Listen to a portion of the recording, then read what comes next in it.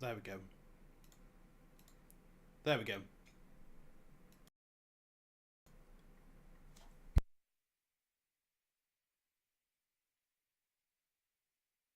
Nope.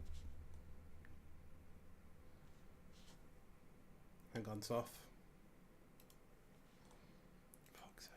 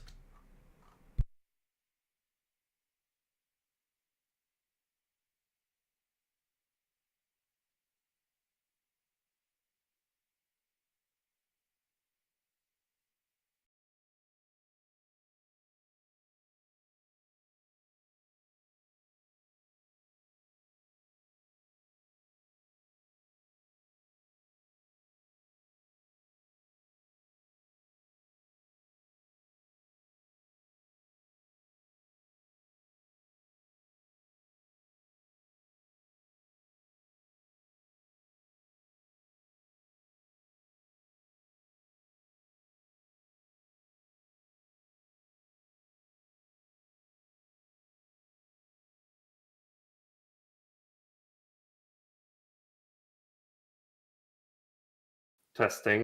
Can anyone hear me? Hello. Finally. So, for the third time, I just heard Mir. welcome to the Hangry Games Open Practices.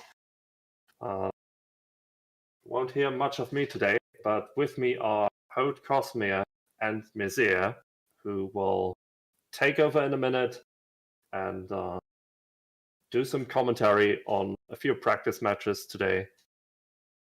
Later on, we will have some more guests, hopefully. But until then, you guys take it, and I'll get the team set. Wonderful. So while we're setting the teams up, my friend Mizar, who do you think is going to win today?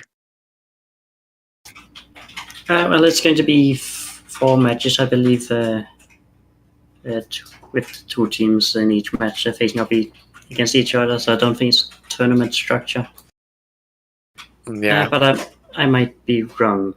And yeah, looking at the spreadsheet, then they do rotate a bit. So each team does face 2 teams.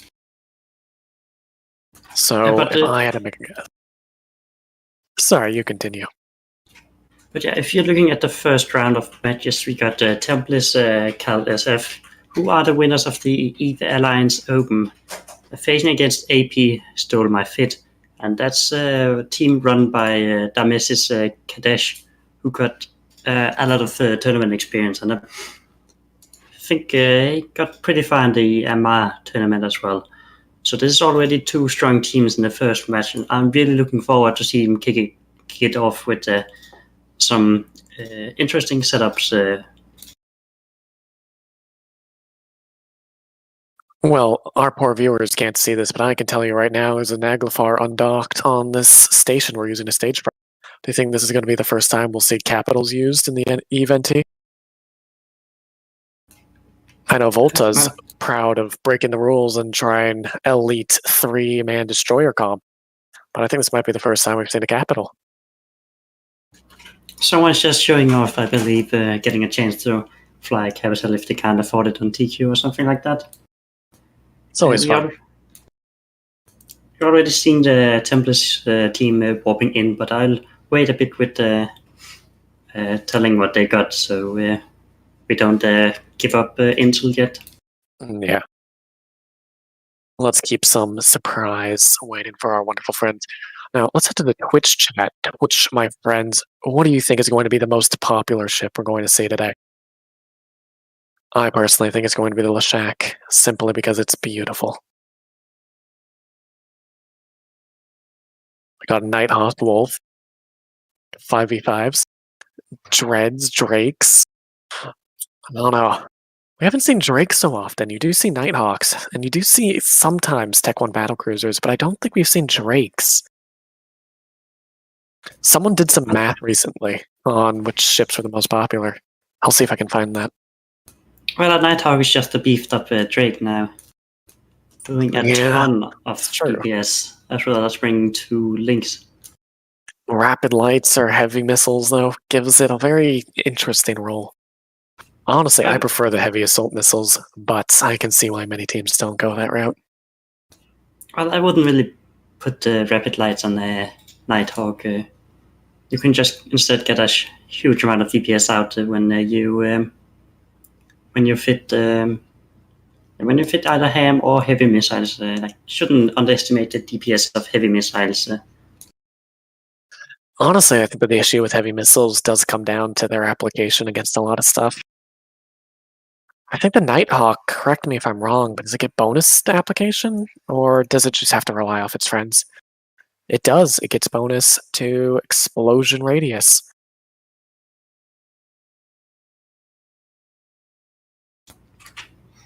But yeah, let's see. People are mostly just talking about the Nighthawk and Drake, yeah. And as someone mentioned in the Twitch chat, the Nighthawk isn't bonus to rapid light. Yeah, so a lot of ships you see aren't. So this is one thing to keep in mind, that on many ships the application bonus doesn't apply to rapid light, and some of them I believe even the range bonus doesn't apply. And if you have a rate of fire bonus, then it's not ideal either, because it will not improve the damage per clip, it will just make you empty the clip faster. It's like using the golem with rapid heavy missiles. You shoot all your missiles in 10 seconds and have a 30-second reload. Speaking of Marauders and the recent changes, while those recent changes are live on Sissy, Marauders in this format are not allowed to use Bastion, which means you will not be seeing them able to pump out those absurd DPS numbers.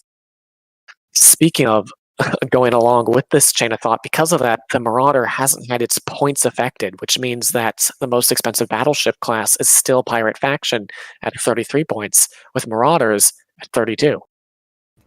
But the Do you thing think is, we'll be seeing many of them? Bastion has been banned in tournaments for a long time. It used to be a thing right at the beginning when Bastion was added, but it turns out these are just too damn tanky for tournament meta. So you would people would fill the setup with a Marauder or 2, and then just some throwaway stuff to kill as much DPS as possible, and then let your Marauder solo the rest of the team.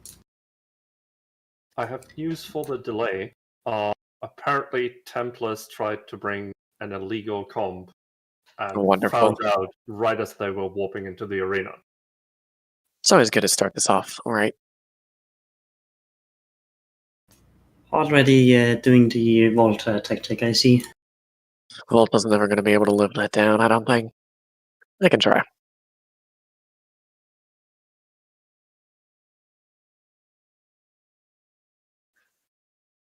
Yeah, you can flip over.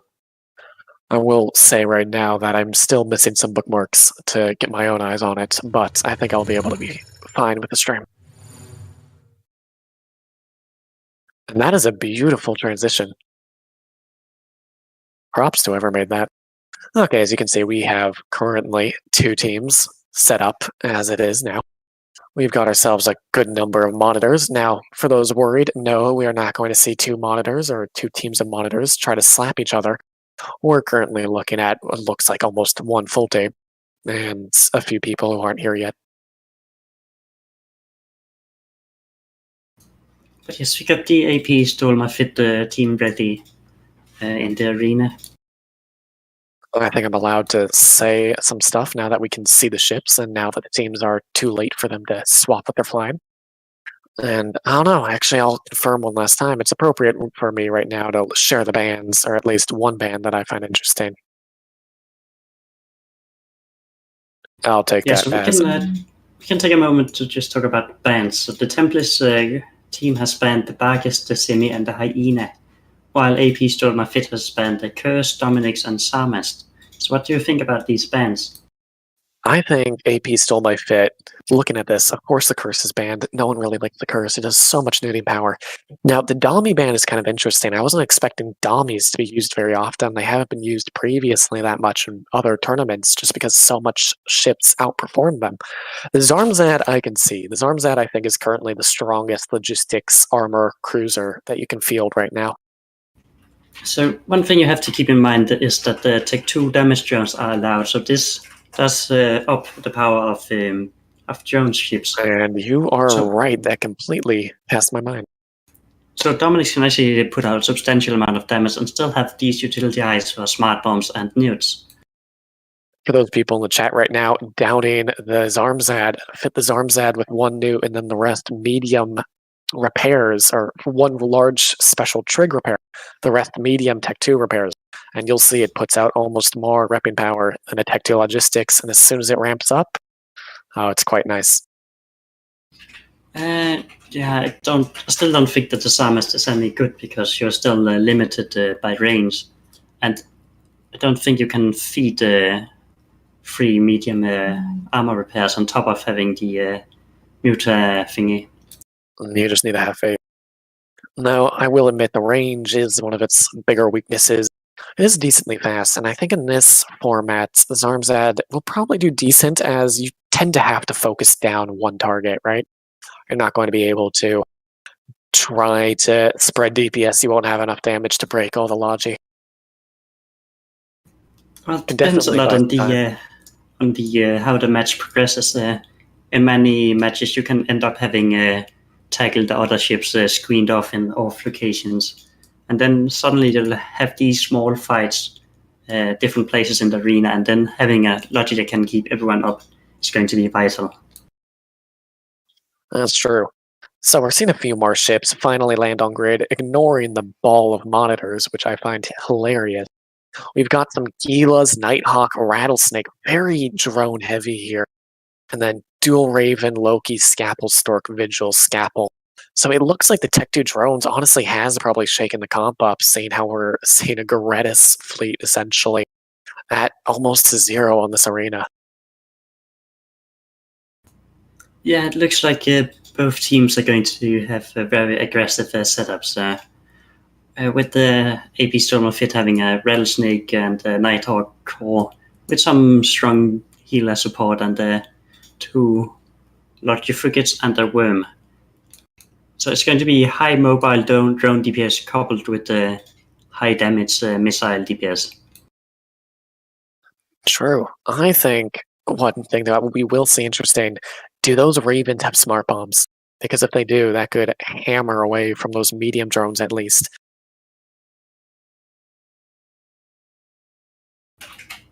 Well, you have to keep in mind that the healer has their own HP bonus, so smart bombs are going to be weaker, but still an option to have. But yeah, they could have both smart bombs and nukes. Both are really strong options. Maybe one of each. I think it's going to be interesting, to put it lightly. I'm looking forward to it.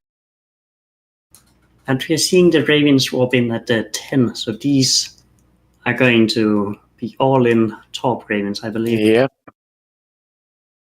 Just going to grab a look at them. Let's see. Yeah, they are tops. So we are going to see a big brawl right at the beginning. In addition with the Rattles at 0 with Nighthawk kilos at range. One thing I do find interesting, and in fact, we have people moving. This might be the start of the match here. Yeah, the map. Ravens running directly for it.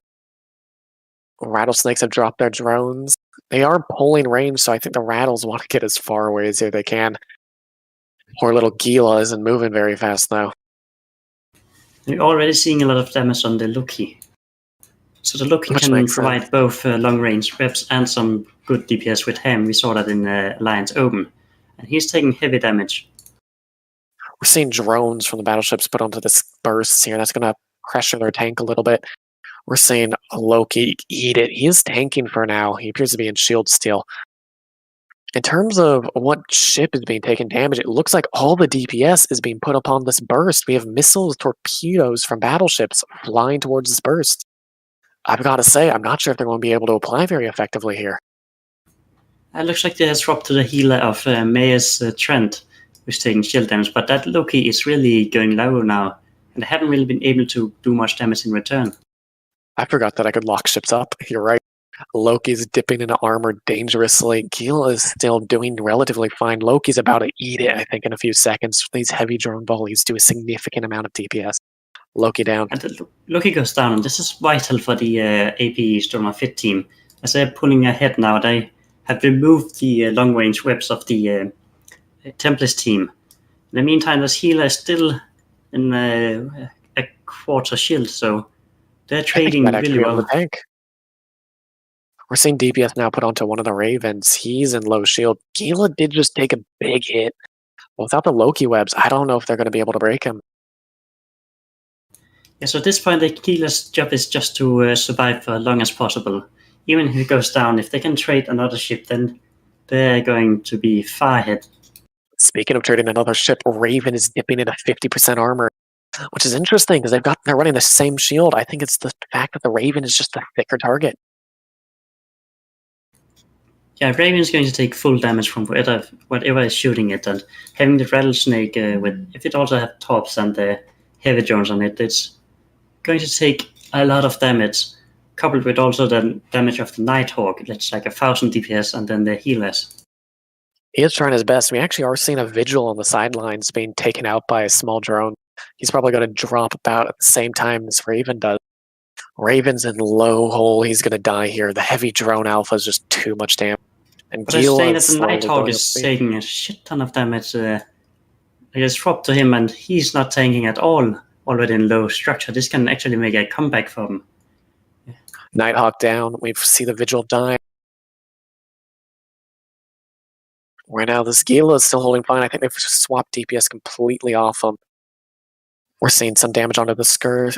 Onto this burst. Raven is in half shield.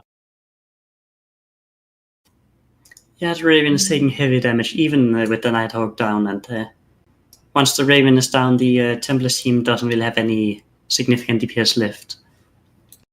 Raven's about to drop. He's trying his best to cycle smart bombs.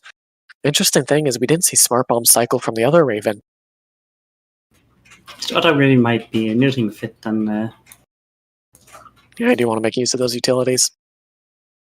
We see the Stork from, I'm just going to call him Team Red for now. Stork is decently low. However, he might be able to tank if they can break this Raven, but it doesn't look like they can with the Nighthawk down. This is a different game.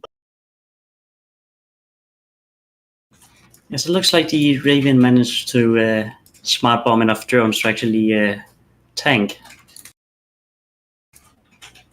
We're seeing drones put onto... It looks like one of these... Looks like, yeah, the Stork. Drones are putting onto the Stork here. Yeah, taking out the Stork will remove links, so that would make it easier to kill the Raven and the Scalpels. He's tanking, though, which is, I will admit, surprising. He's trying his best. However, he's got heavy newts on him. He's completely off-cycled here. Rattlesnake is dipping in a low. If they can break that one rattle, that's going to be the majority of the DPS on field down here. But they only have one Raven to break that rattle. Well, speaking of Raven and Rattle, the Raven's holding a lot better than the Rattle is. Yes, but at the same time, they're going to lose the... Templis team are going to lose the Scalpel, and with one Scalpel down, the next one... Off. The second Scalpel can't hold. He's going to drop too. That's going to be no tank, and that Stork is probably going to drop like a rock as soon as this Scalpel dies. Oh, there it goes. The Templis team is going for the logic trade, trying to take out that burst. So the burst is to take one version of the Scalpel, so it's easier to kill. It has weaker reps. But it looks like it's going to survive. It's long enough for them to take the burst is barely holding. Burst is barely holding. There's no more reps. Stork goes down. I think this might be it. With the one team still having their entire Logi wing, I think they might be able to hold with the remaining DPS. Yes, at this point it's just a cleanup job taking out the Raven. And after that, I think that will be it. Raven doesn't have any more friends left on grid for him. Now it's the last Spartan versus the world. And well, if you want to take a bet right now, I'm going to bet that this Raven's going to die, and we're going to see a first round head over to, I believe, the Triumvirate. Let me make sure I have their correct name right. So AP stole my fit. AP still my fit, yeah. So I mix forgot of we're against various Coulton. tournament veterans. And the Raven goes down, but he did manage to get the Stork into 10% structure with one shot. If he was able to get it from our drones, that would have been it. The worm wasn't moving, so he just ate a full torpedo volley. And that's some good fighting local. This is one thing you want to do when you're a frigate and you're tackling a battleship. You want to move. Keep that in mind, especially against torps. In fact, when you're in a frigate like that, you can just burn directly away. You don't have to worry about transversal, just speed. Yeah, and GF's in local, so this was the first match of the open practice of the Anger Games. And I think we can say safely that AP stole my fit, won pretty significantly with a lot of their ships left on grid. I will say for a while there, it was hanging pretty close. The real question is if it counts as AP's fit if it didn't even use the Vagabond. That's true. I'm hoping we see at least one Vagabond brought in here. I got it, right? So we have a sort of cleaning up the field. So what did you think about this first match? I think this showed, honestly, the power of Tech 2 drones. And we'll see if it plays a significant role in the remainder of the matches. It would explain the Dami ban. Now, I will say it's kind of interesting that the Rattlesnake isn't banned over the Dami. If I had to guess, they might have assumed that the other team was going to ban the Rattle. Yeah, like the Dami is the armor ship, but it's cheaper in points. So they might actually have seen the Dami as a bigger threat. Maybe, or they just thought it was more likely. It was AP Stromafit who brought Rattlesnake themselves. Careful. But yes, as you mentioned, the Tech 2 drones are going to make the Healer a really strong ship in this format. It has a lot of spare drones. It has these buffed up medium drones, which actually apply really well to smaller stuff. And then it can have rapid light missiles on top of that, making them really strong at dealing with the support wings of the enemy fleet. Adding on to that, the drones are significantly tanky. Like you said earlier, they do have the tank bonus. Having fought against Gila fleet, I always underestimate how much EHP their drones have. Makes it quite annoying to try to defang them. Thing is, even if you defang them, they've got 4 more flights of Tech 2 medium drones. Yeah, so defanging a healer is going to be a difficult task. So let's turn back to our Twitch friends and people watching in the stream. What did you think of the match? What was unexpected? What was fun? Just have something to say about it. We do see some people talking about the logistics of banning Rattlesnakes and Gilas, mostly the fact that Gilas tend to work a bit better, and I guess more comps is what Keith says in the stream chat. Yeah, he does bring a really good point. Because when you bring a battleship, it's going to eat up a significant amount of your points, so it's going to be a setup that evolves around that battleship. But healers is something you can just put into any kind of shield comps. Like if you have command ship comp, you cannot put in a healer too, just for the extra DPS and utility. I mean, a Gila, in terms of the point costs less than a Tech 1 support cruiser. Yeah, so it's actually pretty good value you get out of it. We'll see if they get banned more in the future. And I'm looking at the bans for the next match, and we do have a healer ban. Wonderful. So next match is going to be Jovco Mining Division versus 2 rigs, 1 ship. And Jovco Mining Division has banned Balgon, Bargest, Etana, and then because there have been duplicate bans, they also banned the Macarial and Cerberus. There's a lot of shield ships and the Balgon they have banned. In the meantime, 2 rigs, 1 ship has banned the Healer, Bargest, the Bargon, and then the Vindicator and Nighthawk.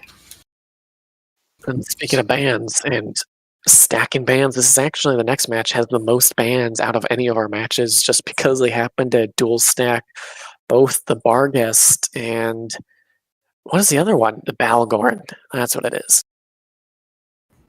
Yeah, so it's actually, we see a lot of shield ship band, and then we see these really strong pirate battleships like the Bargon, the Barghest, and the Vindicator. Actually quite popular ships getting banned previous tournaments as well, since they just perform their role so well, and they can't just be replaced by other ships.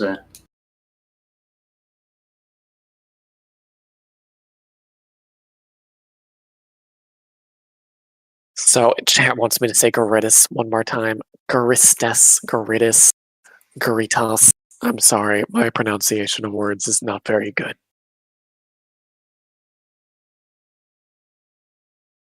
Now, going on to Garitas, I guess. Garistas. I'm just gonna call him Big G. Going on to the Big G and Gilas. Ugh. I think honestly, something that might be underappreciated is the mid slots you can fit onto a Gila in these, because when you're trying to fit heavy tank, you don't need to fit tackle, you don't need to fit webs onto it, right? You have smaller ships for it. You can fit a very thick buffer on it. Yeah, just a moment. Just setting up the standings. So you do see the 2 rigs, 1 ship. Yeah, those guys are landing in the arena right now, and the other team is just about to warp in. I gotta make sure I have these guys set properly at the right colors for me.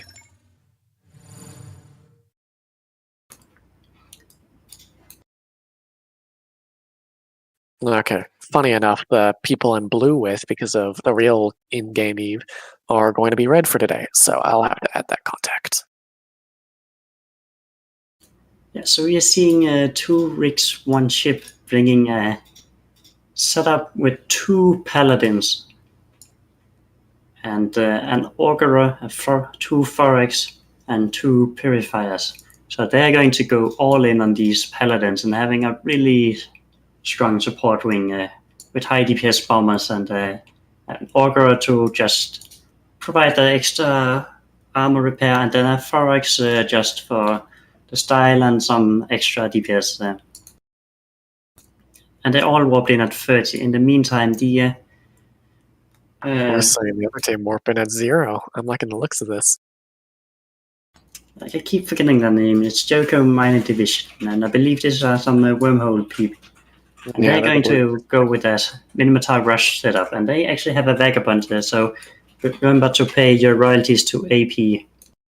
On top of that, they have 2 Sleipnirs, a Scalpel, and 2 Jackdaws, and only count 1 Scalpel, and this is actually quite interesting. Usually they're brought in pairs. So what do you think about that? I think they're going to be relying off pure speed and DPS to burn down one of these paladins so they don't have to worry about only having 1 Scalpel. I will say the dual thorax setup's kind of scary for him here.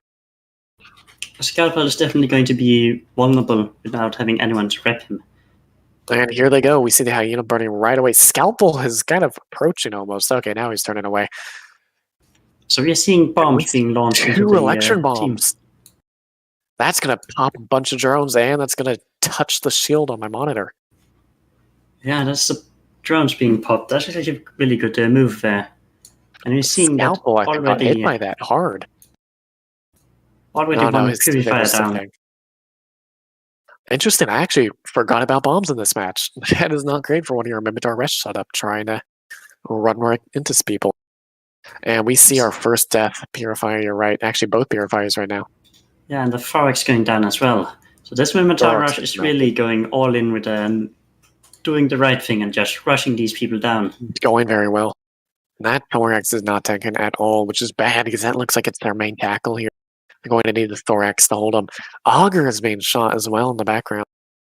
By what exactly? I'm not 100% sure. It looks like a lot. Looks like the Jackdaws.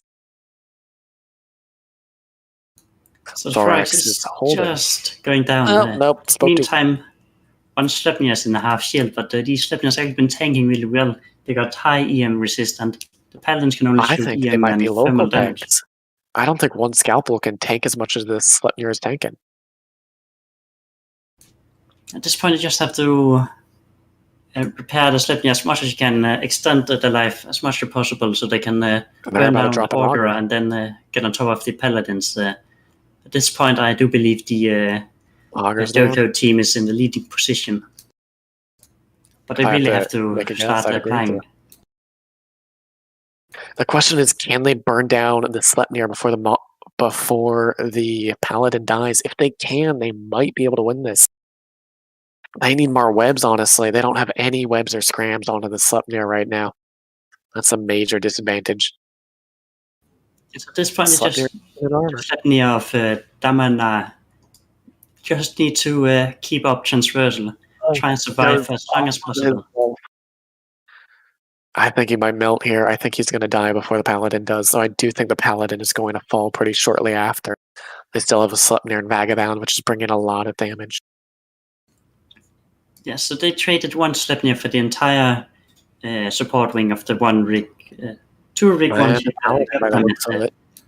They already brought one Paladin in structure. Which makes me wonder, even without Bastion, the Paladin can still hold up a decent local tank, which is kind of surprising. He melted pretty fast. They might have been full resist trying to keep their Augur with him.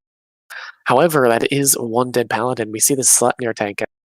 I think with only one Paladin left, and just, I think it's one Paladin for this one team, right? Yeah, Paladin's the only thing they've got left here. I think this is GG.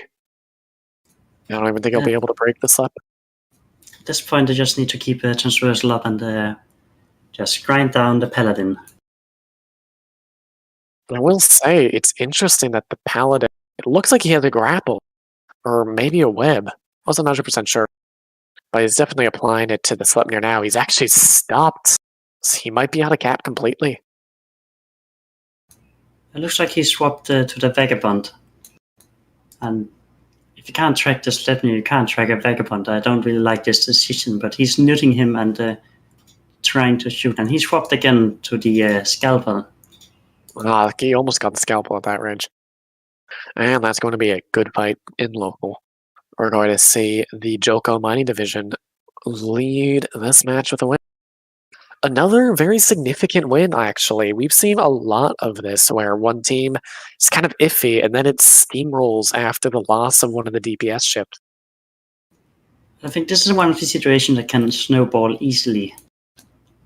Once the 2 Rich 1 ship team lost the support wing, they didn't really trade anything for the support wing, and this is really bad. Because they might have, just have brought 2 Paladins since that support wing didn't do much. One thing I will say is I'm surprised the Scalpel lived as long as it did. I think the issue is they killed the Thoraxes really fast, which meant they didn't have any tackle to go after it. The support wing just got handled so fast. Didn't get any value out of it, and 2 battleships are not going to do well against a small frigate. They did have a really nice hit at the end of the match, but I think that was because the Scalpel wasn't keeping up transversal. One interesting thing you got to keep in mind is this is the practice tournament, which means I don't think teams are going to be using their winning doctrines or even their winning strategies. Now, I don't want to say that any teams here are throwing matches on purpose, because if they're not and they lost, well, I'd feel bad. But it is possible you're seeing some level of deception go around. Got to keep that in mind. I think at this point they're just going to, many teams are just going to test out standard archetypes, just to throw it on the wall and see what sticks. Just get a good feeling about the meta, and then they're going to have more of specialized stuff when they do close practice with some other people. People they trust, not the leak, right? Yes, exactly. I think, personally, I want to see somebody bring a full-on Stormbringer comp here. For good reason, the Stormbringers and all of the Eden comp ships are priced quite lower than their technically Navy or Pirate, I think, counterparts. In the case of the Stormbringer, that's the cruise, right? in case of the Stormbringer cruiser, it's 9 points. Where else all the other pirate cruisers are 12. So maybe a single Stormbringer in a comp can be a good idea for dealing with drones and stuff. But having honestly. Having multiple Stormbringers in your comp is going to make it hard to focus anything. So I don't really see that happening. I think also they bounce 5 times. Odds of bouncing into a friendly, especially when everyone's so close, are pretty high. The one thing that is neat are the Skybreakers are honestly, there's no reason to use something like a Punisher for tackle unless you're armor when you could use a Skybreaker. It's 2 points and it tanks like a brick. Yeah, the Skybreakers definitely good value out of just 2 points. So you can either fit it full break and have it as a tackle ship, or you can fit a little bit less tank and then have the Sappy gun for dealing with drones.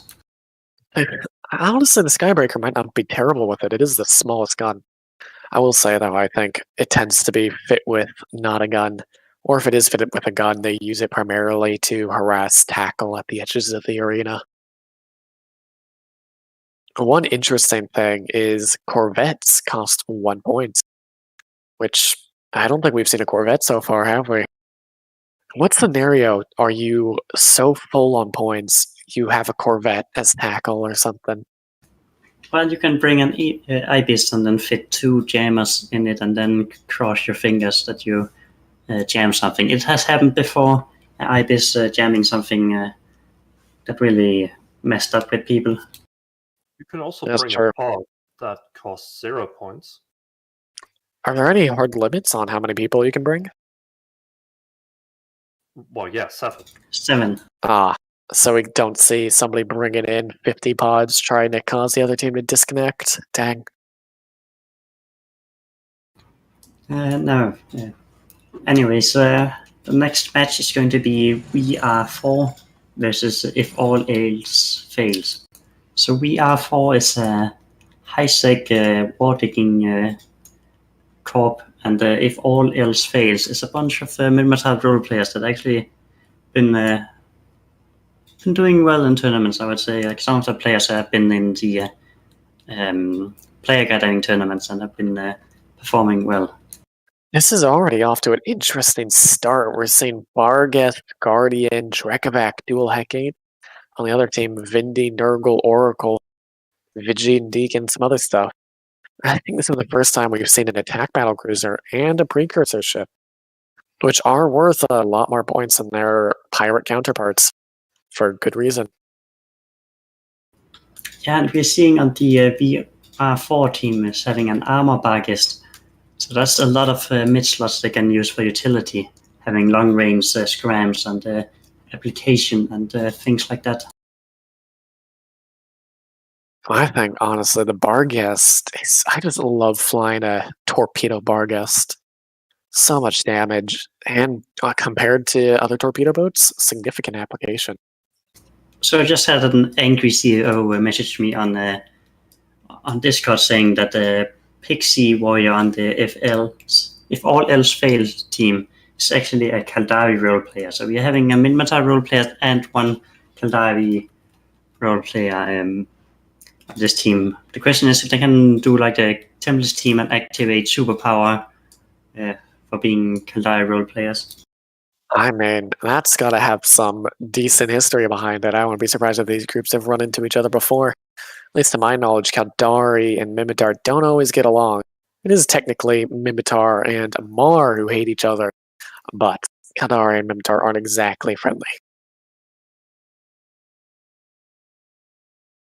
Speaking of missiles on the Barghest, where the heck do you find the guns? Let's have a look.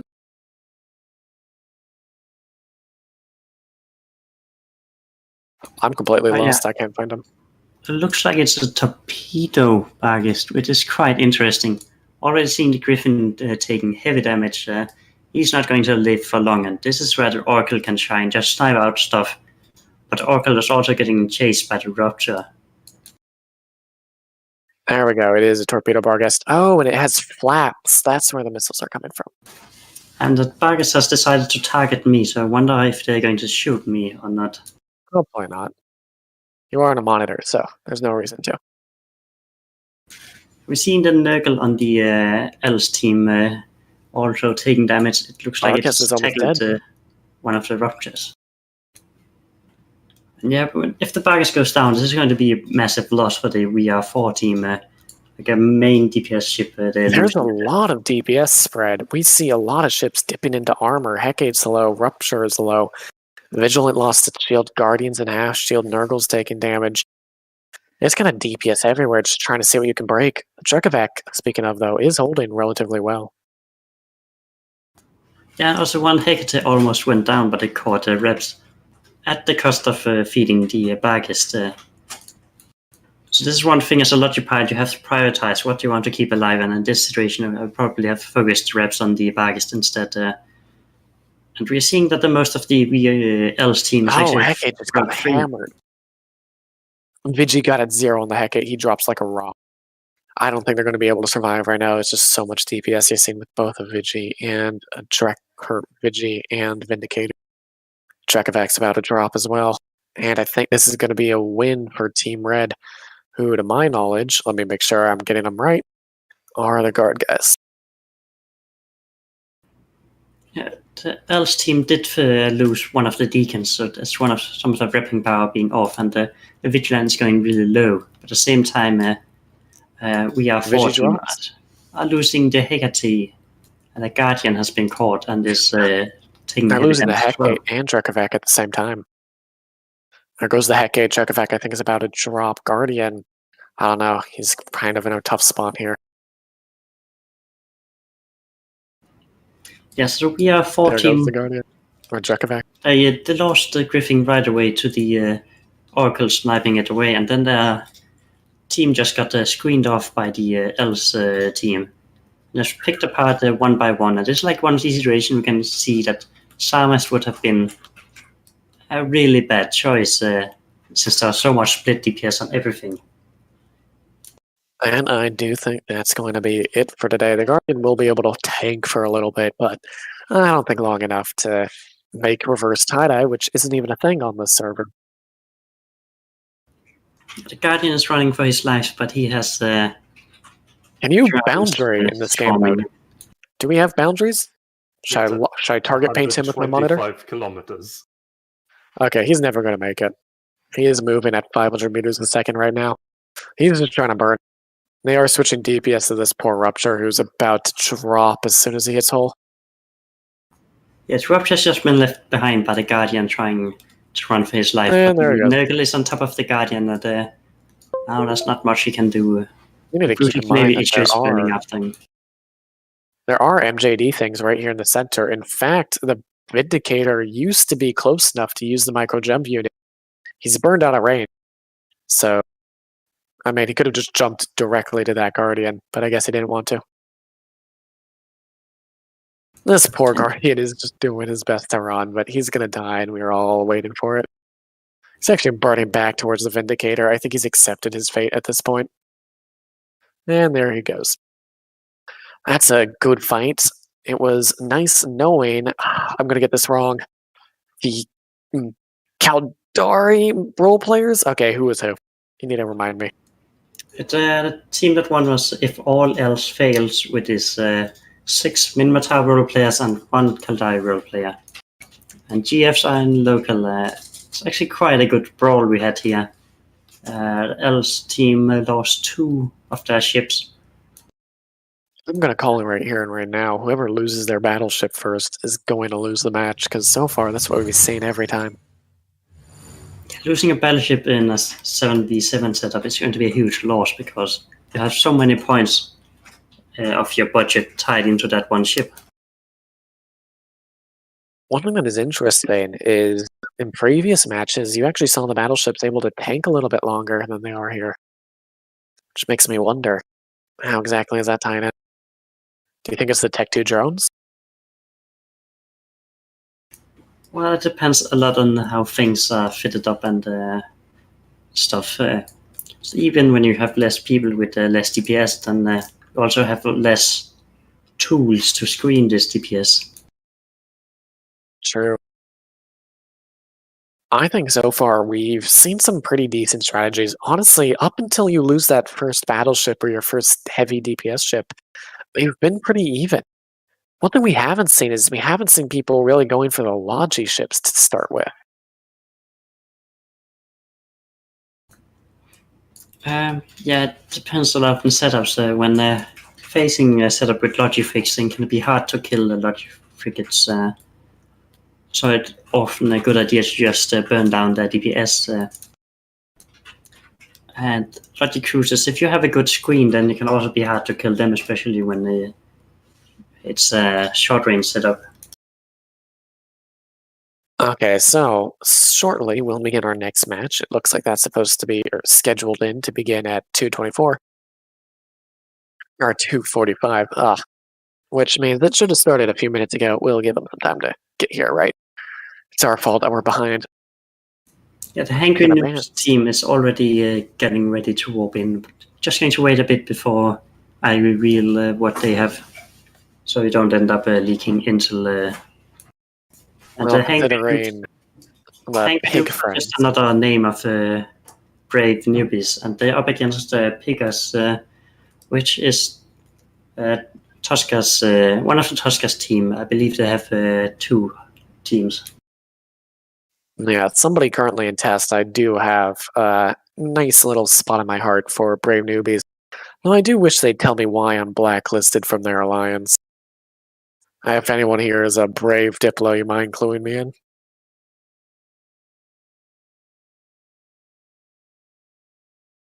Anyway. Well, there can be many reasons.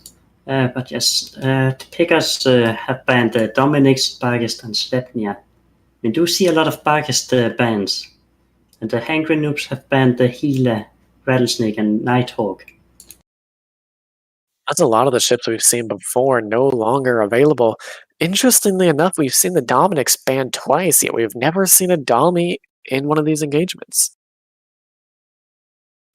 Yeah, I think these people just don't want to face the Domis.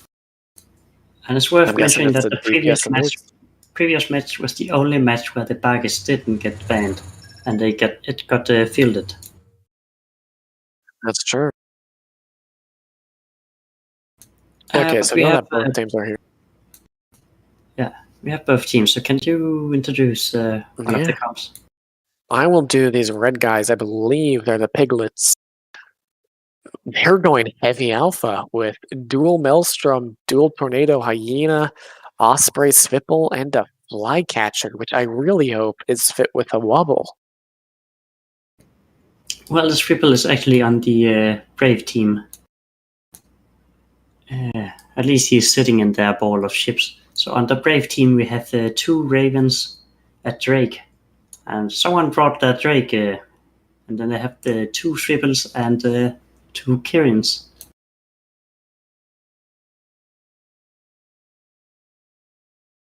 That Drake is fit with what appears to be heavy missiles. So I gotta give respect to that. That would be better if it was Rapid Light. Just because that's funny. Well, I would still pick heavy missiles on a Drake over rapid missiles anytime. If you got the fitting for it, and it gives you this steady, good DPS. And I'm actually not sure. I think the Drake got a rate of fire bonus, so you don't even get a bonus to good bonus for rapid light on it. And the match starts in 30 seconds. We have the Brave team at 50 and the Tosca's team at 30, with the Osprey at 40. I'm really quickly confirming that the Maelstroms are indeed fit with artillery cannons, and the Tornadoes are as well. Yeah, they're hoping to snipe something up right at the beginning. The question is, what will the primary be? So it looks like the Drake is taking damage, and the Brave team is trying to burn out to get the transversal. the meantime, the flycatcher is moving into screen, so they might as well drop a wobble once someone is getting too close. And we have Layden and the Swivel going in really aggressively, and the flycatcher going right for him. We see the Drake getting hit hard. Maelstroms are moving. There's a wobble from the Saber.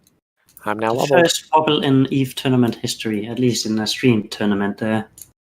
Drake still going low, and flycatcher dropped another wobble. I think got both triples going for the flycatcher. I wonder if he's going to be able to hold right now. I don't think so. The flycatcher just went down, but he did a good job delayed these triples burning in, and got the Drake.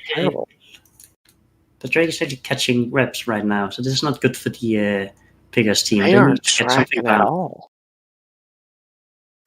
They're roughly solid, I want to say, almost 80 kilometers, maybe closer to 100 from the strait, and he is tanking like a mad champion.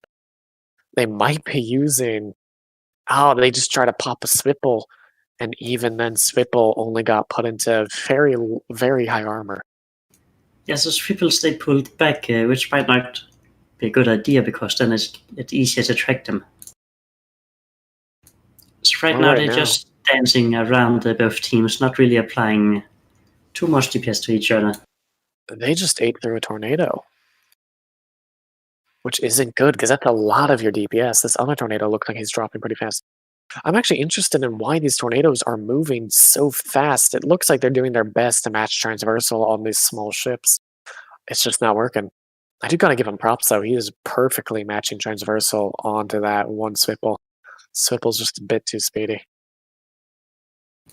Yeah, they're really struggling to apply now with the flycatcher down, and the hyena is still far back, so not making use of the webs yet.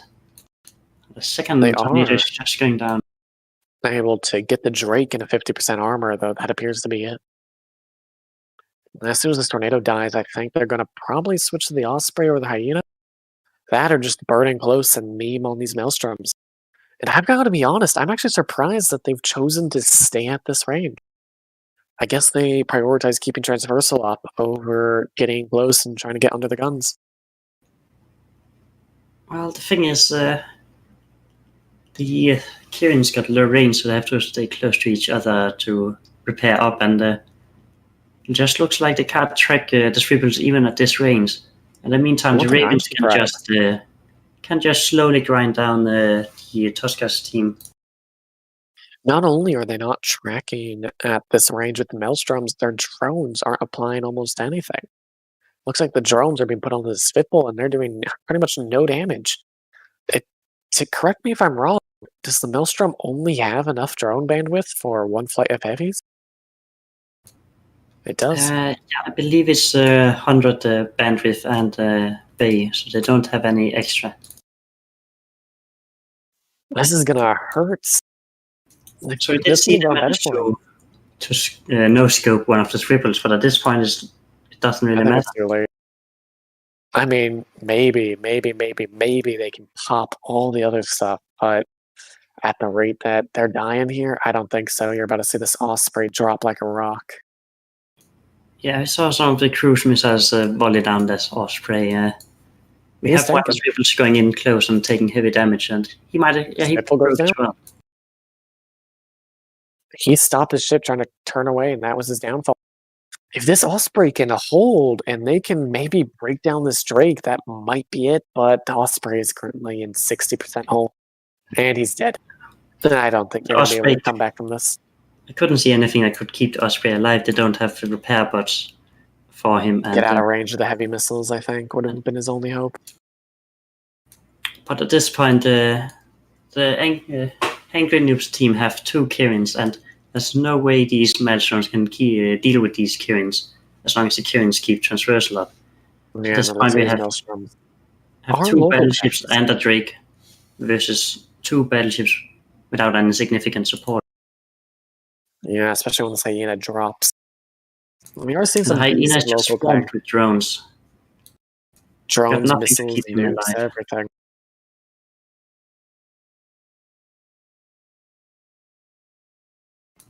Your So- hyena drops. All DPS is going to be hot on this Maelstrom, who's about to melt, I think. So Tuska's team went all in with trying to snipe stuff with artillery, and they failed to get anything from the beginning, and just got slowly grinded down by the Brave team. So I think like the Tuskers put too many eggs in the same basket, and that didn't work out for them.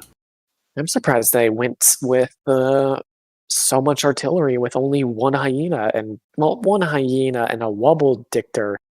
But I'll be honest, a wobble dictor I think ran into the problem of only being able to wobble 2 of their hackle catchers. The rest of their fleet was just too far for him to catch. And Osprey just didn't have enough repping power to keep that flycatcher alive. You have to keep in mind that a flycatcher can get quite tanky. And that's going to be it here. This Maelstrom will drop, and I think that will be good fights in local as soon as this guy dies. But I'm actually wondering if the Tuska's team expected a rush setup. In that situation, they could have wobbled them and then sniped something off. But this Even missile then- setup could just sit at range and just take it slow. No need to rush anything. Even then, if they got a perfect wobble onto a rush setup, I feel like they would look based off how well they were able to track like this Drake per se. I don't know if that would have been enough. Honestly, But I yeah, am not with their FC, so I'm not sure. But I think they performed decently well for what they had and what they were going up against. I know I couldn't have done better. looks like Mira of the Tuskas are going to go back to the drawing board. See if they can improve this setup and GFs in local.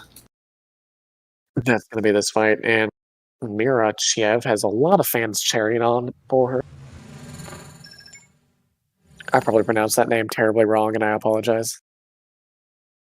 So I think this I'll have was to be disappointed.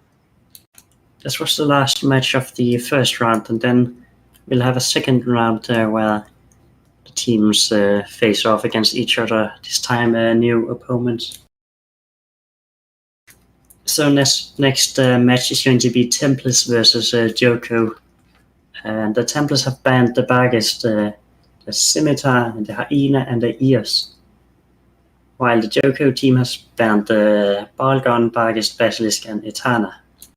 Speaking of Itana, we actually haven't seen that used yet. And in fact, this match, Templis and Jovco have both lost their ability to do the Etna because they didn't do it the first time, and now it's on the ban list. So it's actually quite interesting we're seeing the Scimitar being banned more than the Etana. And I will be honest right now, I'm surprised we're seeing the Etna be banned at all because in order to use the Etna on this test server, you'd have to find it. Yeah, that's probably a good point. They can bring the Basilisk instead. Yeah, fake Bazzi, I guess. But if you were worried about a Bazzi, you wouldn't be banning the Etna, would you? You'd be banning the Bazzi. But yeah, once again we're seeing Barghest being banned and Balgon as well. And this match we have all 3 shield Logic Cruisers banned out. Which is So- going to make this kind of interesting. Yeah, so either they have to do armor setup or they have to use Logic Frigates. And Logic Frigates are actually quite strong, as we've seen. They're cheap in points and hard to kill. You're actually right about that. They banned the Simi, then the other team banned the Bazzi. The Etna would have been an extra choice because they both banned the Barghest. Maybe they were just like, you know what? On the off chance you happen to find an Etna to use, or making sure you aren't able to fly Logi, or shield cruisers at least. But yeah, it looks like as I mentioned, because this is CC and not everyone can get hands on the Etana, then you have to ban the Bassi and the Etana to ban out the Bassi. Otherwise, you can just That makes sense. pick the Bassi as a Ghetto Etana. Got it. That makes a lot more sense. Okay, I was slightly confused. Now, our wonderful material friend has finished clearing the field, which means the other teams will be coming on shortly. This will begin, like you said earlier, our second round of Elite PvP tournaments.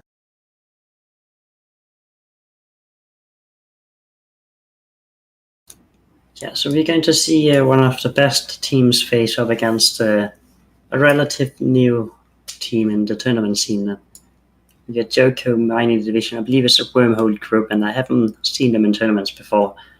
But that didn't scare them away. They're going to attempt to see what they can do against the Templis team, which were the winner of the previous EVE Alliance Open.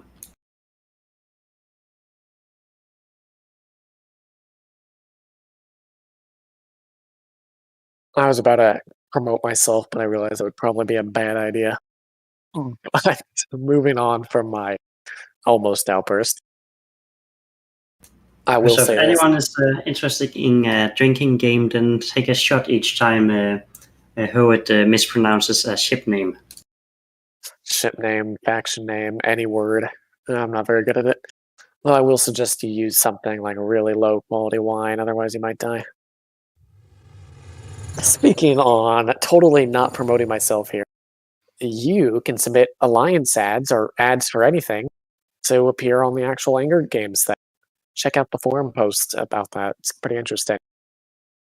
You can also hire people to do it for you. Don't know how I would say that. And we're seeing the teams arrive slowly but surely. And we're seeing Rattle Rattle Gila. Actually, I thought the Gila was banned. Hold up, let's check this. Nope, it Gila was is not banned. This is like one of two games today where the healer isn't banned. Wonderful. And here all the friends come in. One thing I gotta say is if I had to make a bet, I'm gonna say this team's gonna win already. I like the looks of the Gila, and Rattle Snook.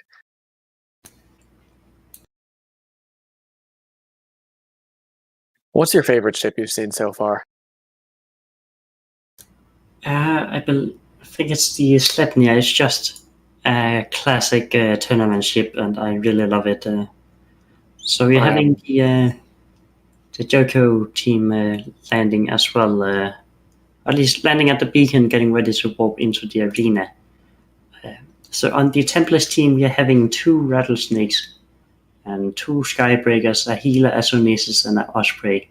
And they're going in close with the rattlesnakes at 10 and the rest at between 20 and the osprey at 50.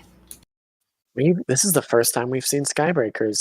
And in true Skybreaker fashion, they aren't even fit with their guns. Actually, hold up, I might be wrong. It's what we spoke about earlier, having good value tackle ship that are going to be really hard to kill. I can't tell if they've been fit with the guns because their little gun slot is empty, but they still have those 2 little spikes that are sparking with electricity. I have actually no idea where to look for the guns on these ships. Yeah. I'm going to say it doesn't have guns. It should appear on that little square on the sides of it. On the I'm top just and bottom. studying the animation on them. They're having these spiky things with lightnings. So no guns. We're going to see these being very heavy tackle cruisers. They're essentially heavy assault cruisers without any DPS, without the ADC, but they do cost a lot less. At least in terms of points.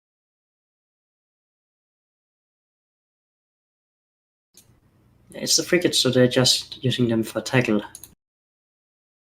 And having the Sonesis, it's warped in at range with the Osprey, so it's most likely a utility Sonesis, maybe with some screening power.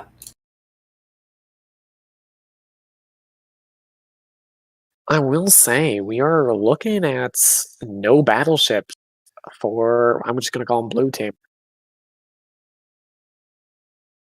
Absolutely none. And, yeah, they're warping in. No battleships at all. That's going to be interesting. Instead of battleships, you're seeing 2 Drake Navy issues, which you don't really see used that often. And going up against the rattlesnakes, I don't think they'll have DPS to break it. Well, Although it Drake depends on those DPS Lokis. can be both tanky and have a good amount of DPS. Not quite the same burst as a Nighthawk, but in return they have a strong tank and selectable damage. How much do you Yeah. want to bet that those Lokis are Logi Lokis? I see this one is gun. Logi Lokis are banned, so it's Ah, 100% not Logi Lokis, but they are they're hand both fit. guns. And Yeah, they have no the Logi. webbing setup. Yeah, so this is like an all-in setup with the Navy Drakes and the Lokis and the Hounds and the Bifrost for links. And the Bifrost warped in at actually within link range. So this is just going to be a dirty brawl in the middle, and hopefully they can Dang, for Jerk the Navy. Jovco team. They want to bring something Very down well. really quick. We're saying split DPS onto both of the rattlesnakes. That seems like a very big mistake with your Jerk Navy already dying. Yeah, in this situation, when you're going to rush something, you don't want to rush two targets. You want it all on one target so you can get it down quickly, clear the DPS. There we go. Now you're seeing the Don't have much. DPS being brought on this. We already have the Skybreakers in and screening stuff, and one bomber went down. Actually, not That's a sure. lot of It DPS. was the healer drones, yeah. So one Second healer bomber just one trying shot to the run. bomber. The second bomber just got two It's shots. popped as well. That's not enough DPS, I don't think, anymore for them to win this, especially with the Drake Navy about to drop. This rattlesnake might survive. I think it was just a lot of DPS, though you wasted a good chunk of it on the other rattlesnake, and the bombers just died too quickly for him to do much here. You're actually This seeing is the last DPS thing on I the want to do. Skybreaker, which, I will be honest, seems like another interesting choice to try to put DPS on. Yeah, so the Jovco team just went all in with a rush setup with no logic, and then they split their DPS. They have just wasted too much damage trying to get anything down.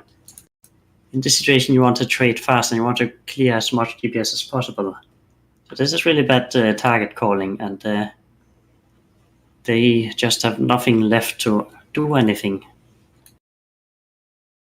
And that's going to be the one Loki down. We're looking at a Bifrost and one more Loki left alive. They're both going to drop like rocks, and this is going to be a solid win for Team Red. Yeah, so a single healer tore apart these hounds, and then now also shredding the Bifrost. So this is really showing how strong the healer can be. So this is one thing worth considering. If you want to bring bombers, you have to keep in mind that a healer might show up, and unless you ban it. Healer is probably one of the strongest small to just like frigate destroyer size ship, I guess, counter you could bring to this. As long as it doesn't go faster than your medium drones, you're going to be shredding them. And there's the last ship of the Jovco going down, and TF's in local. And I would say to the Jovco captain, if you're listening here, if you're bringing bombers, make sure to ban out the healer. And if you are going to do a rush setup, then you need to trade targets fast. So you have to focus all your DPS on one target.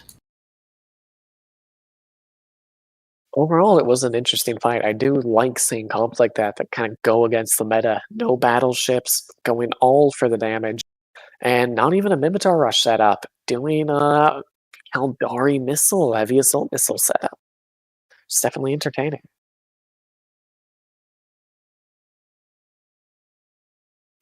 Yeah, I think they got kind of hard countered here as well.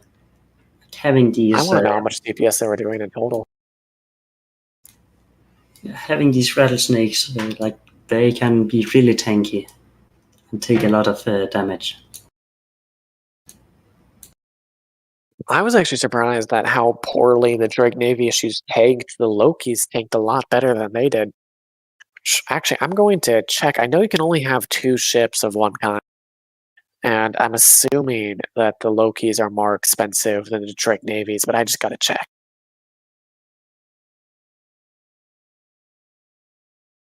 Looks like Strategic Cruiser is 21 points.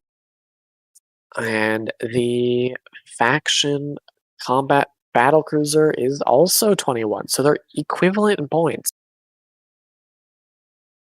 Makes me wonder how efficient they are, because it looks like those Lokis did better than the Drakes that survive it. Well, also could be that the Drakes got caught by surprise, just getting focused right away and having rattlesnakes with if they have loaded rage torps, they can bring down a big ship like a battle cruiser really quickly. Okay, so our next match we're going to be looking at here is, oh boy, we are 4 and 2 rigs, 1 ship, correct? Or are we on AP Stole My Fit and the Piggers? It's AP Stole My Fit versus Piggers.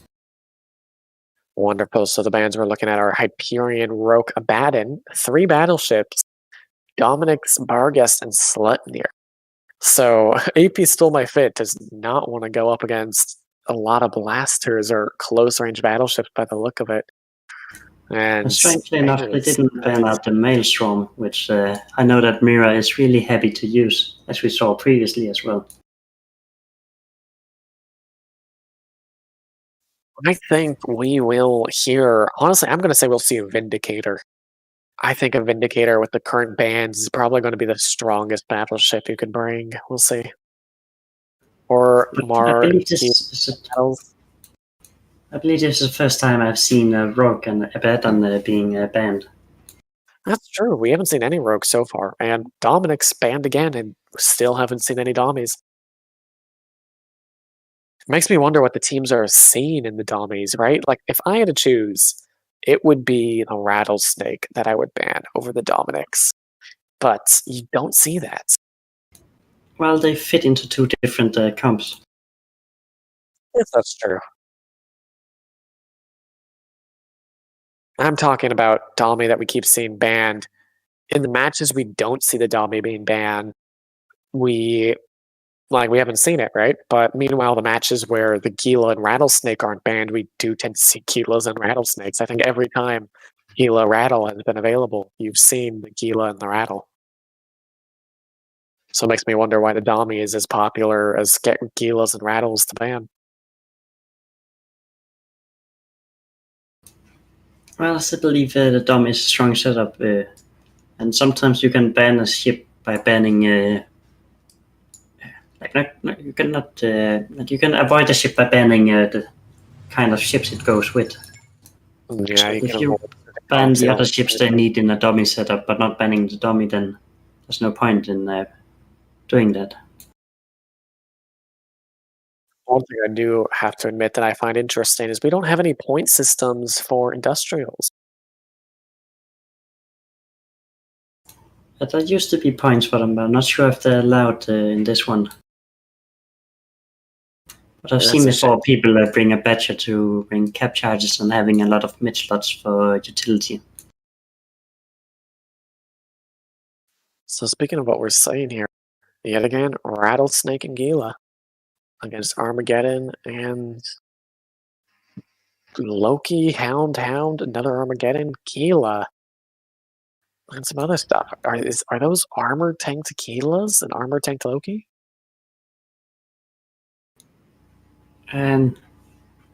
So they Never mind. They're on the other side. I'm an idiot. Yeah, they are on the AP Stole My Fit team, like having Nighthawk, Rattlesnake, 2 healers, Worm, Scalpel, and Burst. So it's the same setup they brought before, like a strong shield setup with healer drones to mess with the support wing. I guess you could armor fit a Loki. Another Pickers team, we have the central core of 2 Armageddon Navy issues. So these are actually laser ships, not drone ships. And the Loki. It's an armor Loki, and they warped in at 0.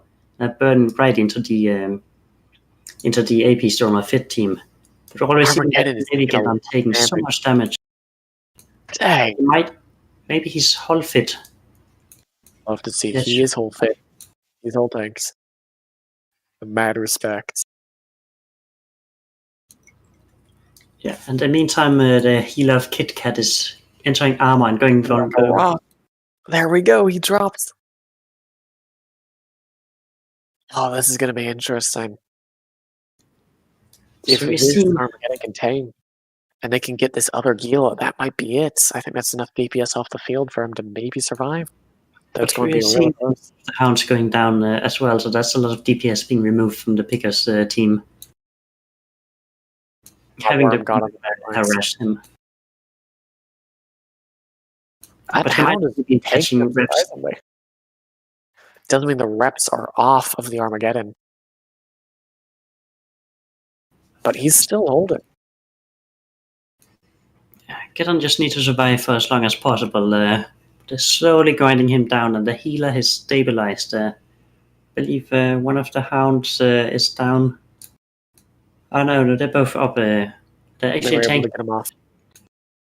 The question about this Armageddon, though, and he drops, but the Gila is very low. If they can get the Gila right after this, they might be able to be pretty even in the DPS fight. So the scalpel just went down, but to a swarm of drones, and the That's not good news for them. The burst is probably next. They're taking out a Loki and Hound at the same time, though, so those both might drop. And that's, I think, if that Loki drops, they might not have enough DPS anymore to break the Gila. But this is a good call once they realized that the Geddons are hull fit, then go for the Loki instead, since it's easier to kill. Loki drops. These hull ships are so massive amount of buffer. Gila drops too, though. Right now, the Inquisitor is still holding, so the red team here has the more Logi. They've got their Inquisitor and Deacon still. I don't think they're going to be able to save the Inquisitor, though. He's going to drop. Yeah, and once he is down, the Deacon is going to be vulnerable. We still There have goes the Worm with the light drones to apply to these small ships. And we have the Nighthawk and the Rattlesnake being really high DPS versus the Geddon and 2 Hounds and the Deacon. Hound And 1 drops. Hound just went down. So at this point, the AP Stormer Fit team just have so much more DPS than the Pickers team. And there goes the other Hound. It's just a whole tanked Armageddon and a Deacon. They are trying to kill this Burst here. Burst is low shield. They might be able to get it, but I think the Deacon's going to die before. The missiles are just applying so much better on these small stuff than the lasers and drones are. Yes, the Burst is just trying to survive and having a swarm of warriors on it. Just slowly whittling it down, but aside from that, the Geddon can't really do much DPS to the Burst. So you can just stay and repair the Rattlesnake as much as possible, trying to extend the life of the Rattlesnake. But even without the Burst, we're seeing almost full tank Rattlesnake and a Nighthawk going up against Navy Geddon. All DPS is going to put on this poor Armageddon. As soon as those heavy drones get over here, I think this guy's going to drop. Yeah, and at this point, it's just a cleanup job. So having 2 heavy DPS ships and the Worm shooting the Navy Geddon. I mean, you've got to give it to him, though. He's a pretty thick tank. Yeah, but the tank also comes at a cost. I'm not sure how many damage mods these Geddons are having. And he might... he's shooting... but actually not doing that much DPS to a Rattlesnake. It looks like he might be using, based off the gunfire, he's using pulses. But I don't think they're the largest size possible. I think he might be using the smaller size guns, which would explain the less amount of damage he's putting out here. That should be possible to fit the largest gun, since they don't use power grid for the tank. That's true. He is using the bulkheads. And that is regardless a good fight. And yet again, I think we're seeing our wonderful Gila Rattlesnake comp reign supreme so far. And even though they lost one of the healers really early, I think they got so much value out of these healers and worms. They could harass the support wing of the Pickers setup. Put stress on that Logi and get rid of the bombers. The stealth bombers are cheap ships, And they're really squishy, but they bring so much DPS, especially with the buff to rage torpedoes. They can really wreck battleships. Well, I think what we saw here, which is something we haven't seen so much, is the small stuff actually taking time to shoot each other. We saw the worm going after a hound, which I think forced the Inquisitor to make a hard choice, which put him terribly out of position, which allowed them to actually, in the end, kill both hounds. The worm exploited the weakness of the Logi frigate and the bomber so well. He could go and harass them and force the Logis to commit on the bombers. I think we've got exactly 2 more matches left today, correct? Correct. Well, So we got the next match is VR4 versus 2 rigs, 1 ship. Oh, I really hate that team name. I mess it up each time. And then the last match is going to be If All Else Fails versus Hangry Nubs. Or the next match, we're seeing the Balgorn, Blackbird, Orneris, Rattlesnake, Gila, Bargus, Balgorn, and Vindicator banned. So a lot of the mainstay battleships we've seen so far are not available, as well as the Orneros, which I don't think we've seen so far. Gila's banned, which is going to hurt some people. Blackbird is banned, and speaking of Blackbird being banned, we haven't seen any ECM. It was actually quite interesting. Like the Blackbird is usually a really strong ship you can put into a setup. If you have a couple of spare points, you can bring a Blackbird and then have ECM to harass the opponents. Like it's a ship you don't have to commit to an ECM setup. You can just use it to augment your other kind of setup. I think, honestly, one of the main reasons for that might be the fact that you cannot have 2 Tech 2 logistics frigates, which means that the repping power you're seeing put out right now isn't that much. I actually think you can have 2 Tech 2. Are you sure? We haven't seen anyone do that yet. Yeah, we have seen it before. I think many of the setups they're going to have one of them take 1 because they need the points. Got it. Because so far I've seen it always be 1 Tech 1, 1 Tech 2. I guess it doesn't make sense. You can't have 2 Tech 2. I know during the Event T versus CCP stream that happened not that long ago, you did see jams being a lot more common, especially being put onto the logistics frigates to really hamper their effectiveness. Yeah, a Griffin can. I guess a cheap frigate, and if you're lucky, you can really mess with someone. And we saw in the EVE Alliance Open that a single Griffin was banning out the, I think it's the fraternity team's Etana. So they really hard countered their flagship, their wildcard Logi.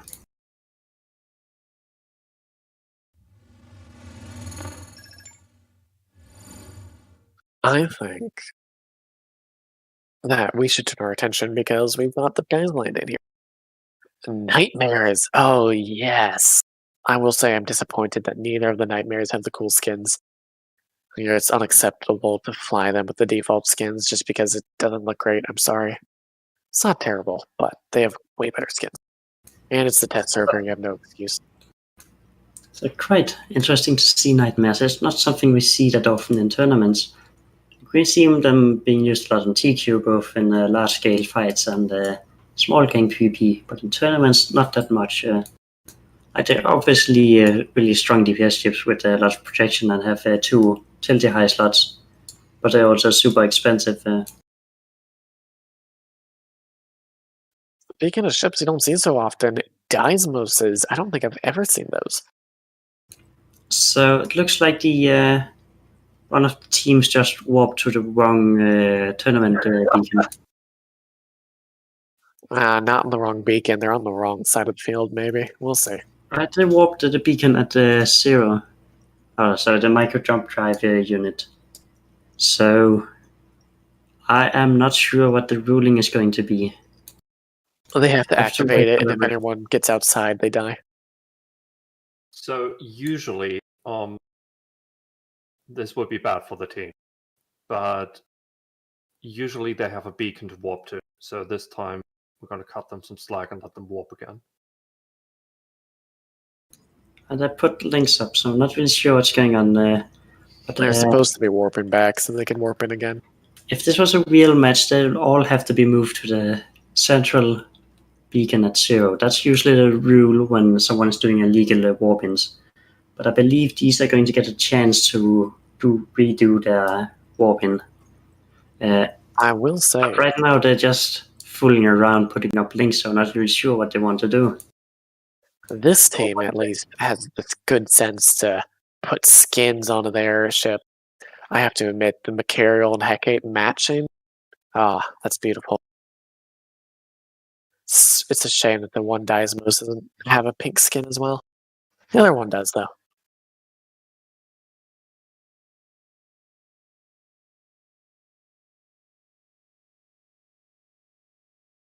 Let's not give them too much shame. There they go. They're warping. They're warping back to another mobile beacon. I do think they'll be able to use that to warp back to the correct beacon at range, maybe? Might be too close still.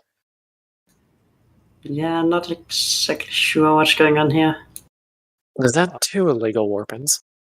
That was 2 illegal warp-ins now.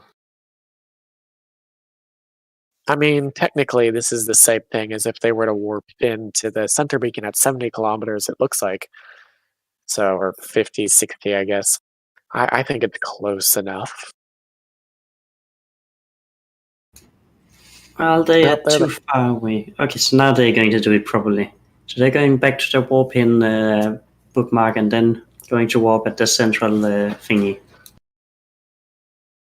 Well, let's cross fingers for the warping to the correct thingy. So everyone in Twitch chat, please help us pray for them for a good warping. There we go. Formations. Right. I actually don't think you're allowed to use that, and they're all warping back at 0. That was a lot of effort to get at 0 on the arena.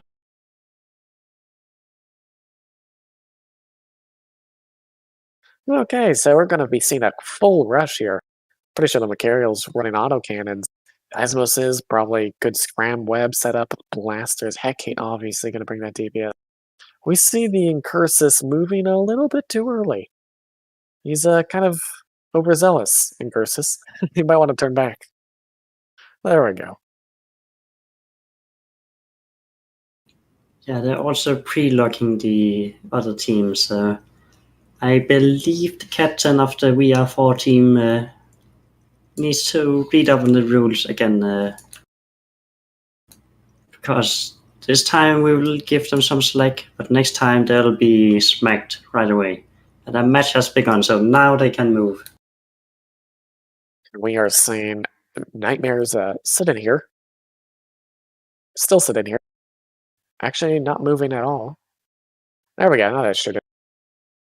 So we're seeing target painters on the Macarial. Yeah, so they're shooting a Macarial right away. Also a Hecate burning in and getting shot. The VR4 team is rushing in while the Macarial is pulling back to tank a bit. Looks like the one team is bringing a lot of DPS onto this Nightmare. Yeah, it looks like they're going all in on the Nightmare. So the thing is, you can't scram a Nightmare. It's just going to keep moving with the Afterburner.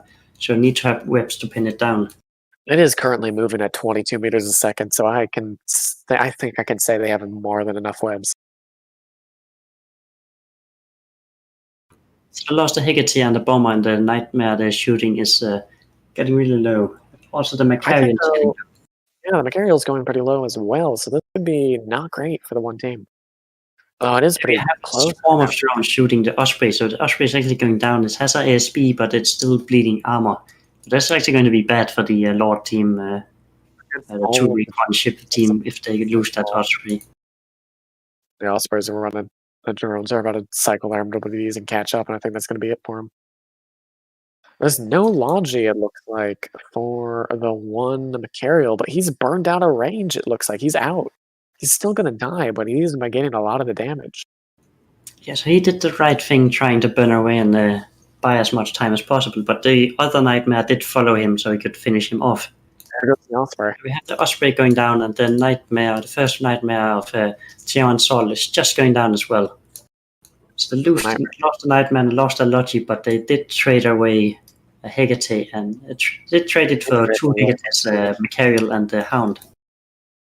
And with the other team having 2 Hounds, 2 Caracals, and a Nightmare left still, and the Strukovac taking a lot of damage, I don't think they're going to be able to come back from this. Yeah, so we are 4 team did try and rush all in on the 2 Rigs team, but they just got picked up too fast. They didn't should have tried to take out the bombers. That might have done a lot more for him than putting all his DPS onto the Nightmare. Well, the bomber was... Oh, the Manticore, yeah. Yeah, they have 2 of them. I think the Manticore trains. I didn't actually see if this was an autocannon Machariel, but it's one of the downsides of Machariel. It has a fairly short range compared to many other battleships. If you load it up with artillery cannons, it does a little bit better, but then you don't track.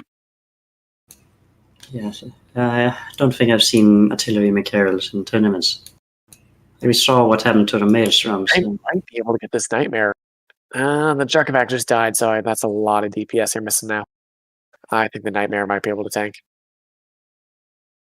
Especially Nightmare just have to stay alive for as long as possible. Like one Demon's is always taking heavy damage. Like if they could get the Nightmare down, they may have a chance against... Honestly, against 2 Caracals and Manticore, they could very well do it. This might be the first turnaround. How much active tank they have on these demons. Their local tank. Their local tank Desmoses. This might be it. This might be a turnaround from 2 ships to winning. If this Nightmare goes down, I think that's it. I'm going to call it now. Desmoses are going to win. So at this point, the 2 Rig team just have to not be scrammed. Yeah, I think they got to run. Sounds a lot easier than it is. Luckily, these hacks are a bit slower than Take 1 cruisers. They're burning hard for one of the Caracals. Johan really needs to move fast if he's going to win. He's going to get scrammed. He needs to heat that micro-drive and move. They both he's actually just slingshot him. Oh no, they didn't go in front. Yeah, so he managed to get around them. He could have been pinned against the wall if he didn't turn fast enough. Do have 1 bomb going at the Demons. And since I don't have the micro-drive signature bonus anymore, they're actually going to take more DPS from these bombs. That's actually one... Manticore's about to drop like a rock. Followed quickly by probably this other Manticore. What happened to the Manticore? Did he bomb himself? No, the drone ball. Oh, yeah. So this point actually look like the... they got scram on the Demas. Sorry, on the Caracal. That's going to be it. Caracal's going to drop like a rock now. Unless Manticore's going to die. And that's going to be a good game. Doesn't matter if that second Caracal lives forever. It's already, in terms of points, the Desmoses have won it. They were able to think hard enough and kill it. 2 hacks are just more points than 2 Take 1 cruisers. So even this point, they can just sit down and chill out. But they're going to bring down that Caracal, and a single Caracal can't bring down the Demons. But he's going to have to deal with 2 Desmoses trying to rush him. So yeah, this is the first tournament since the micro-drive bonus of the Hex got removed. So this actually means that Hex are going to be more vulnerable against bombers and heavy DPS. But in this case, they still managed to tank the DPS, and they used their drones to bring down the bombers. Watching these 2 guys fly almost perfectly in sync is hilarious. Look at them side by side, rushing after this poor Caracal. So the Caracal is forced to just turn, and that's going to be a scram and web. But in this situation, nope, there it is. There's the web, and that's going to be it.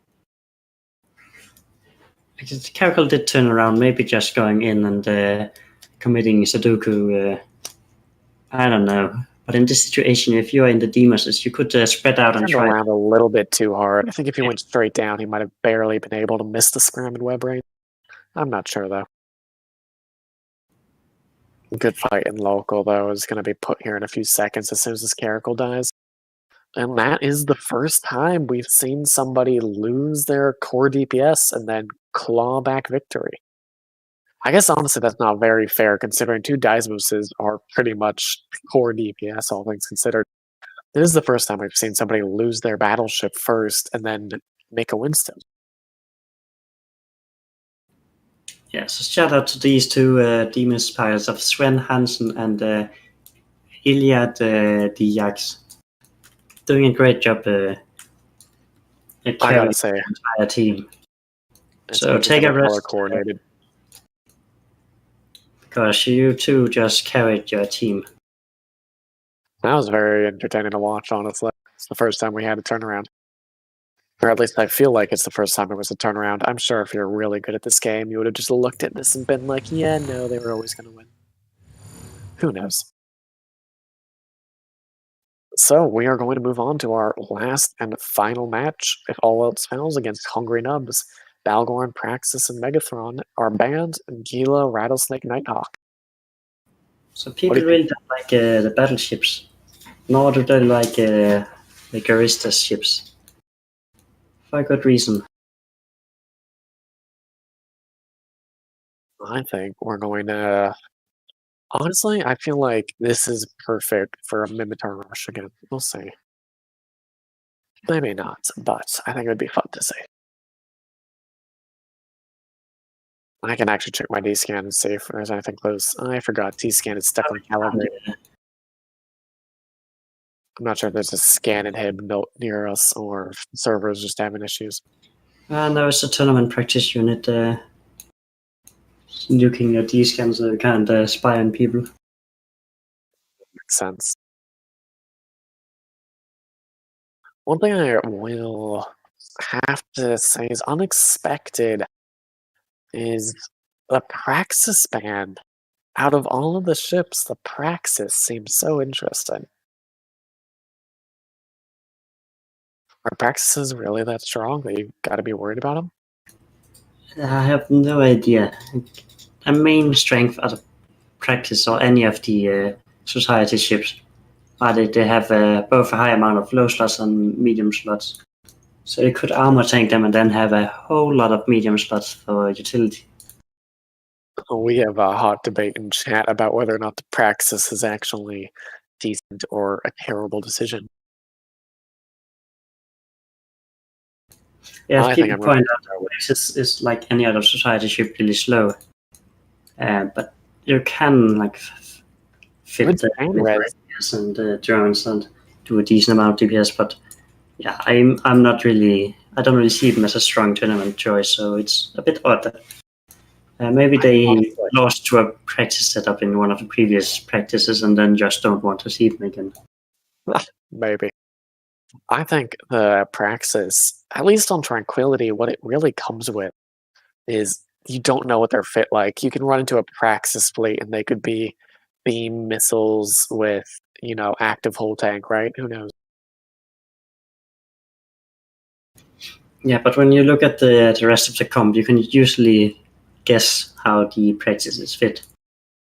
Like if everyone else is in shield ships, then you're pretty much sure that practice is also shield. And then you can look at the guns and see what they have.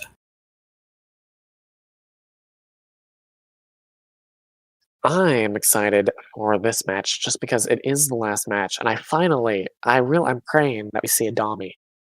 Because I don't know, I've been hyped up for a Dami with all these bans. If I don't see one, I'm going to be disappointed. Yeah, so we just have sort of finished cleaning up and warping out, so we can hopefully soon see the teams go to the arena. Well, technically, they have 4 minutes. Oh, we've been told that they have 4 minutes to show up. Okay, guys. If that's the case. They were planned to show up at 21:45. I will see if I can get them in earlier. A bit ahead of the schedule, so they have a bit time. But we do see one of the ships show up, and I'll not reveal it yet, just in case I don't reveal too much. But do have the If All Else team showing up. I think, personally, that this fleet here is gonna lose. There's no Dominics. It's their own fault. They've doomed themselves. I will say, though, that is an amazing orb skin, and I want it so bad. I had to figure out what skin this is. UL Festival YC121. Anyone have one of those on the real server that's willing to donate to me? So we're saying here, Deacon, Oracle, Brutix Navy, Nurgle, Vindicator, Vigilant. That is a lot of DPS. A lot of, I would say, up close in your face DPS. Yes, it's the same setup they brought before. Just checking out the Navy Brutix. It looks like it got blasters. Yeah, same with the Vindy and Vigilant. Oracle's using pulses as well. Well, a Pulse Oracle can still project at the 80k. But yes, very much a brawling setup, so the question is what they're going to be up against.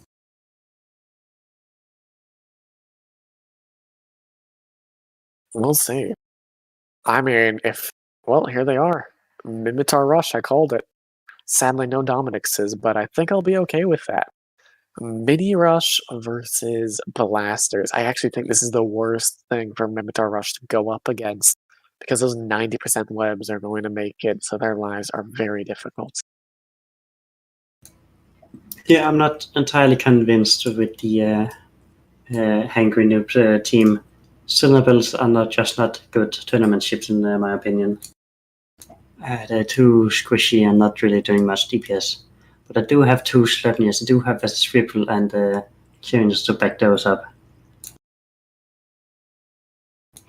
And we have a lot of people warping in at 0. We're going to have a brawl, a dirty one, right here at the middle. Oh boy, this is going to be difficult to follow. If The I'm thing going to is, say, one thing I often say is don't warp to 0 because there's a Vindicator waiting for you there. And look at that. There's a Vindicator, and that's going to blast these Cynabils to bits and pieces in no time. I'll have to agree with you here. I think they're going to go for the Cynabils first, probably, and then get the Sleipnirs. I think if you're in the Mimitar Rush... That's what exactly I was saying. Cynabils are going to get blasted to pieces. What do the Mimitar Rush guys do in this scenario? Do you go for the Vigi, the Vindicator, the BNI? So they have to rush. Yeah, right away. They have to go right for the back line, but they do have a Nurgle they have to pass.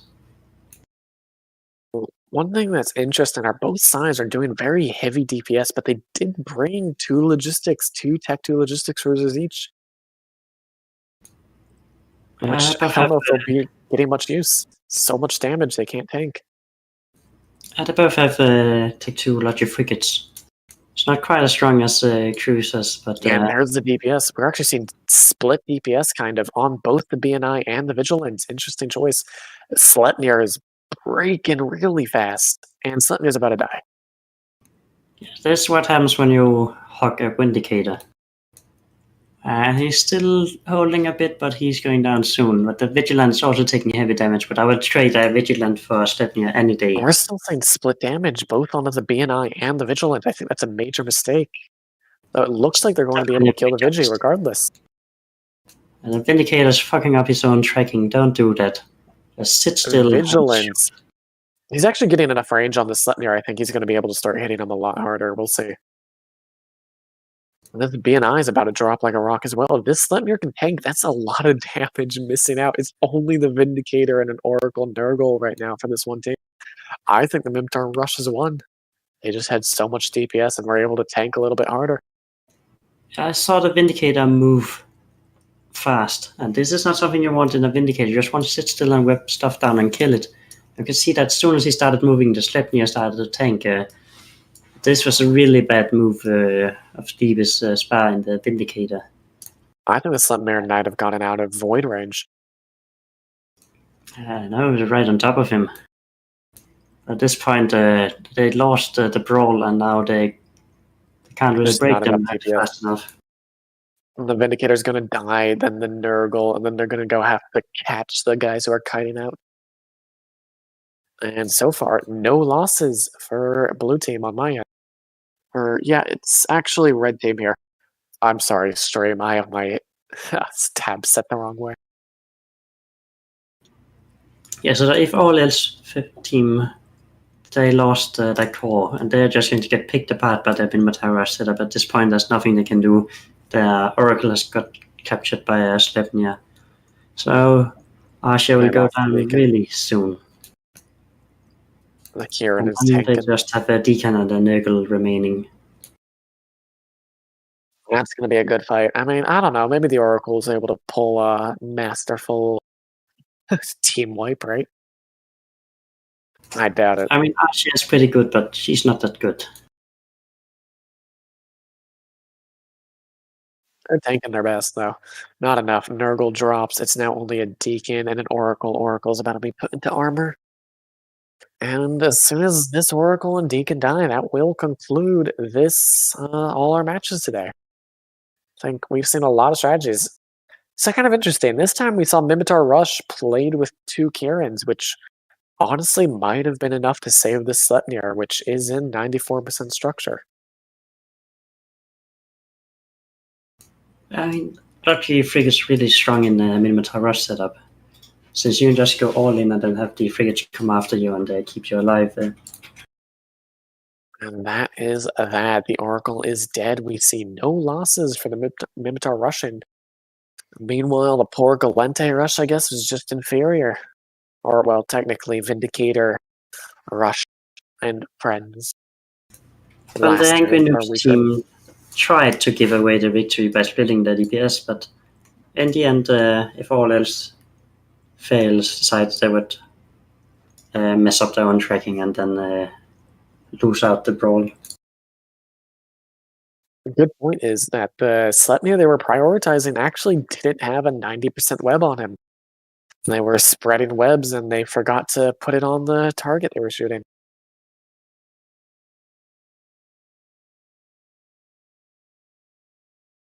I think we've seen a lot of interesting matches today.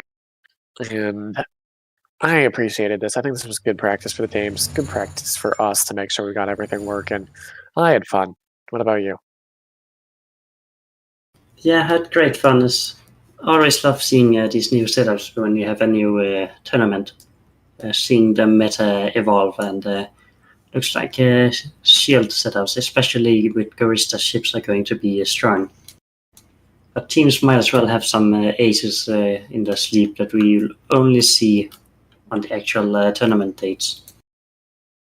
I'm hoping that we see a Dominic's. I've been teased about this Domi for so long. I need to see one before I leave. Well, Yeah, sure, we will eventually see one. you won't have to wait that long because we just decided we are going to have the next open practices next week on Sunday. That is the 21st at 1800 ETH. Hope to see you all there, guys. And I'm going to head off because for me it is currently 11 p.m. at night and I need sleep. I guess your parents don't want you to stay up this late. Yeah, and I gotta move, so I want to keep them up and I have to talk quietly. All right. Thank you, both of you, for commentating today. Thanks to all the teams for participating. Thanks, Galaxia, for handling the stream. And thanks to all of the viewers for tuning in today. And I hope we see you next weekend.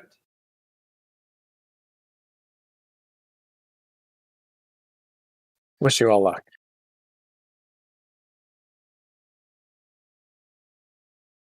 Did we have a request for outro?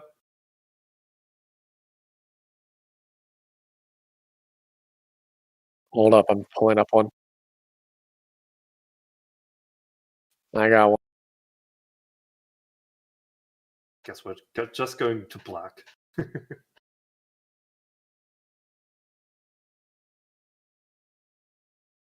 Do it. It is. Do it.